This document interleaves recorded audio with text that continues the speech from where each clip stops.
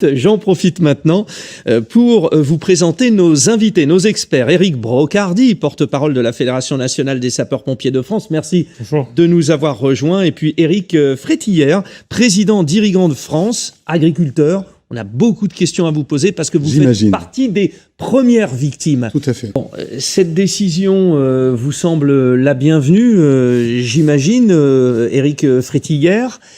Il y a vraiment urgence aujourd'hui. Les agriculteurs, dans certaines régions, ne peuvent plus travailler. Oui, tout à fait. Vous l'avez dit tout à l'heure, 90 départements touchés, 63 en crise. En crise, ça veut dire plus de pompage et plus d'irrigation, ce qui met bien entendu le monde agricole dans une grande difficulté. Vous l'avez également souligné, le monde agricole est climato-dépendant. Nous sommes pieds et poings liés avec la météo. Et donc, c'est une véritable problématique. Alors, ce que je trouve très intéressant à cette démarche de la part du Premier ministre, c'est que deux aspects. Le premier, la problématique de l'eau, c'est une problématique locale. Vous l'avez soulevé tout à l'heure. Certaines régions sont impactées, même au sein d'un même département. Il y a des divergences entre le nord et le sud.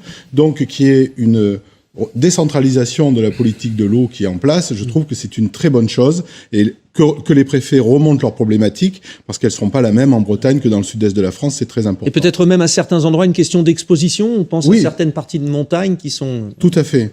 Et le deuxième aspect, on y reviendra certainement, on a fait un travail très important dans le cadre du Varenne de l'eau, et un des éléments que la profession a voulu faire remonter, c'était que l'eau, et on s'en aperçoit aujourd'hui, qui est un enjeu majeur, et qui va être un des enjeux majeurs du XXIe siècle, soit géré dans un secrétariat général à l'eau, sous la tutelle du Premier ministre, pour ainsi pouvoir retrouver au sein de ce secrétariat ce qui va être mis dans cette cellule de crise, à la fois à tous les ministères, que ce soit l'environnement bien sûr, mais aussi l'agriculture, l'industrie, tous les acteurs de l'eau, et c'est pour ça que cette démarche me semble tout à fait cohérente et va dans le sens de ce que nous avons besoin aujourd'hui.